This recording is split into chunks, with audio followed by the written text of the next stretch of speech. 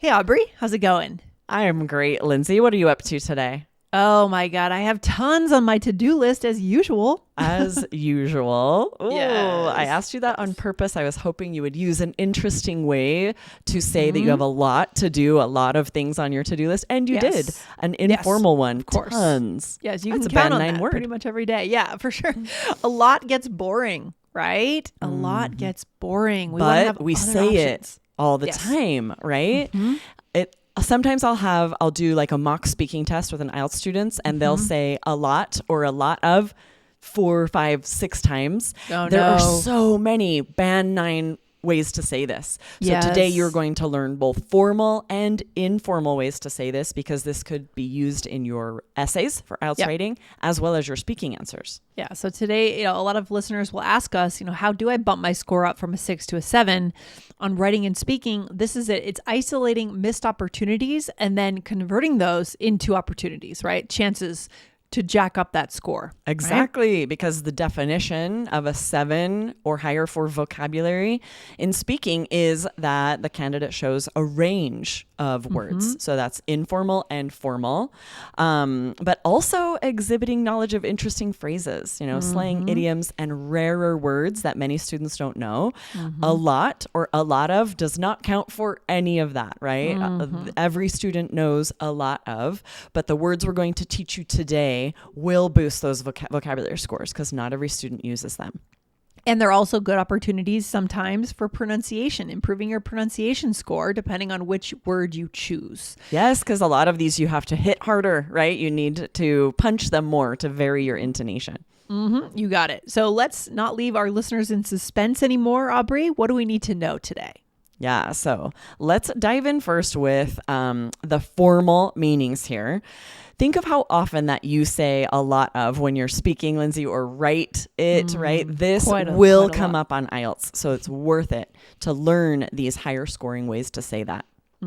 For sure. So should we go first into the formal ones, the formal Yes. examples, Aubrey? Let's Okay. do it. Our first word is plethora or a plethora of. So for example, on a part 3 question or a task 2 essay is often going to ask you for the solution to a social issue. So for example, you could say the government should provide a plethora of educational opportunities so that everyone is aware of their options. So Yes. notice how I'm giving an example for speaking part 3 or writing task 2 because Right. these words are more formal. It would be a little strange if in a part Yeah. 1 question you're asked like, what's your favorite restaurant? And you say, there are a plethora of restaurants where I live. It's too formal, right? Yeah, you would never say that to a friend because Sounds speaking part strange. 1 is kind of like speaking to a friend, right? A little bit. The topics are friendly topics. Right. Whereas Right. part 3, writing task 2, you need this formal vocabulary to get that range. Got it. Okay, so plethora is the first one. Abundance is another one. I hope our listeners are writing these down, guys. Absolutely. Get a pen and paper, jot these down. Yeah. Yeah. So for example, Lindsay, if I asked you in a speaking part 3 question, or if you got a task 2 essay about the Yeah. environment, how could you use abundance? Yeah, you could say, I know many people deny that global warming is a problem, but there's an abundance of evidence disproving that idea. Yeah, very Yes, formal and- sounding, right? It is formal sounding. It's high scoring because you could say there's a lot of evidence disproving that idea. It means the exact same thing, but a much higher scoring. Students don't use these words very often. Oh, and the next one's even fancier. What is it, Aubrey? Profusion. So for example, in part 3, if you're asked about homelessness or any social issue, really, you could use this. Say there is a profusion of homelessness in the city where I live. It is vital that the city provides services and education to curb this problem. Okay, perfect. And then host. I like this one. This one's probably very rare, right? Host. Yes. A host of factors contribute to this issue. Yes, right? but so flexible, right? It just means a lot of factors contribute to this. A host of factors is a band 9 way to say that, or write it in a task Yeah. 2 essay. And I love how flexible it is. This could plug into any of the topics about homelessness, about global warming, right? A host of Exactly. factors created this issue, right? Contribute to this issue. Use this impressive vocabulary when you're introducing your ideas. You haven't yet said the factor that you are going to cover, Right. but you're using this impressive vocabulary to introduce that. And then myriad. Tell us about this one.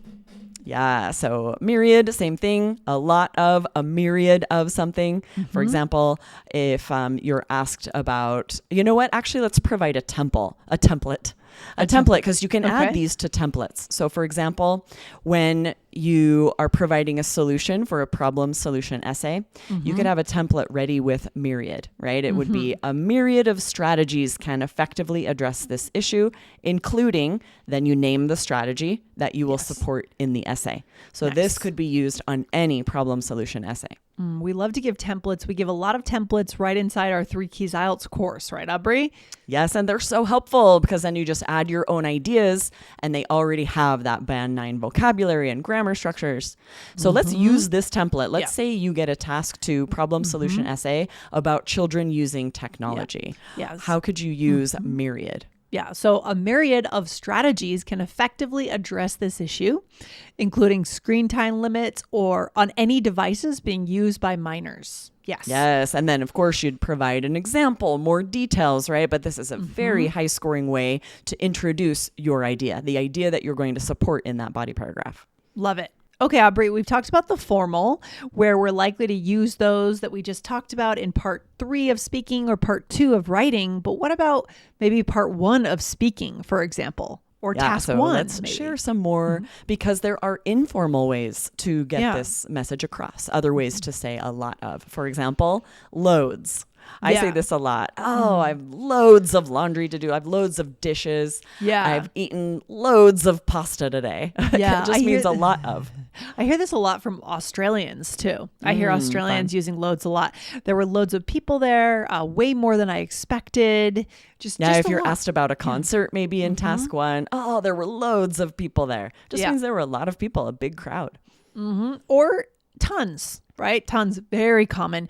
Maybe task 1 asks you about what you eat for breakfast or something you do in your free time. And you might say, there are tons of coffee spots near my home, but my favorite is an unassuming little cafe that's only a block away. Nice. And I actually did write assuming there, so I tripped you up a little. That's a tricky word. And this is a Band 9 word too, to call something unassuming. It means it's not super bougie, it's not posh, it's more humble, right? Maybe just like a little diner, nothing special, but sometimes it has the best coffee. Flies below the radar, but it's usually the best for sure. I mean, usually the best food is from the sort of the places that don't have the fanciest signs in front, things like that. And notice for both of these, for loads and tons, we're punching it harder. It's strange to use these in a monotone to say there were loads of people there. No, you want to emphasize it. Oh, there were loads of people there. Tons of coffee spots. And that will improve your pronunciation score, right, Aubrey? Absolutely. Yes. Okay. Number 3 here is a bunch. Maybe if you're asked about weekend plans on part 1, you could say, we invited a bunch of friends over for a barbecue this weekend. I'm super stoked to try out our new grill. Notice all of this informal vocab that you should be using on part 1. Stoked is very informal, right? It's kind of like surfer language a little bit. Totally. Nice.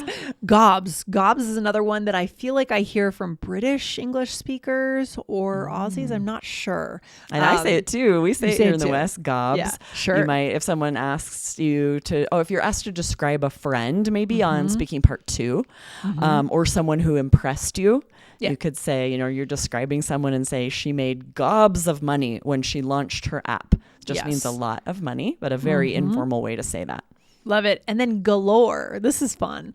So maybe you are asked about a bakery you like or your favorite dessert. So a bakery close to my home has pastries galore, from croissants to eclairs. It's hard to choose just one.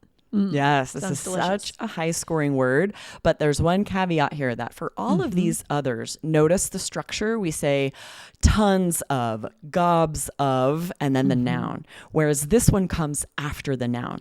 We say, oh, there are museums galore in my hometown. This bakery has pastries galore. We say it right after the noun, which is strange. That's rare for an adjective. That's really good to know, Aubrey. Really important. So guys, practice this one. Get used to using it. Just use this in your daily conversations and then you'll be ready to break it out during IELTS. Okay? Yes, exactly. You need to be very systematic about using these in your IELTS answers. Just like you said, you're not going to, if you just look at this list and think, okay, perfect, I know band 9 ways to say tons of, that's not enough. They're not going to be able to come to mind during the speaking test or when you're writing your essays. You need to practice this so that you have this arsenal of band 9 ways to say that. And we've said this before. We know that the students that do the best on the course on the test tend to take this on like it's their job. They study for multiple hours a day. They study the right things. They use a study plan. They really take it on like it is their job. And that's why they get past IELTS. It's not a casual thing. Listening to the podcast is usually not enough, Aubrey.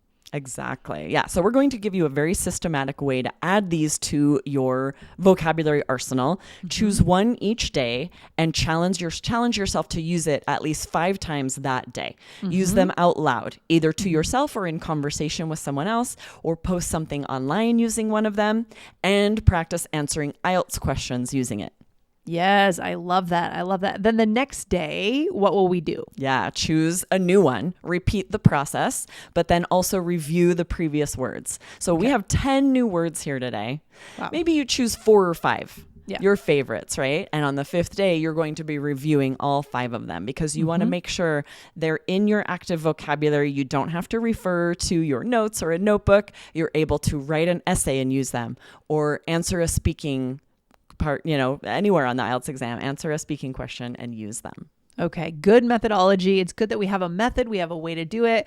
Don't expect to remember these if you just listen to today's episode and move on to the exam, right? You will not be able to pull them up. So find a method that we've suggested. Get into our course.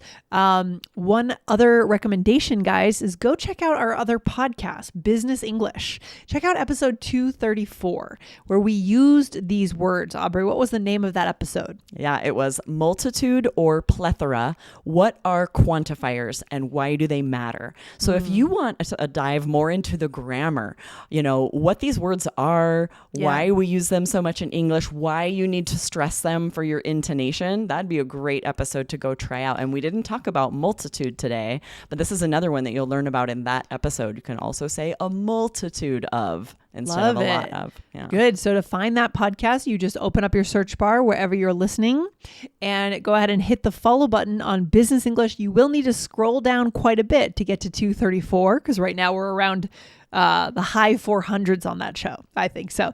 But you'll find it. All right. Yeah. You can also come back to the blog. I'm pretty sure there's a blog post for this. So if you come to allersenglish.com, you can search that episode number 234 or these keywords. We have a lot of blog posts about most of our episodes. So that's also a really good resource to be using.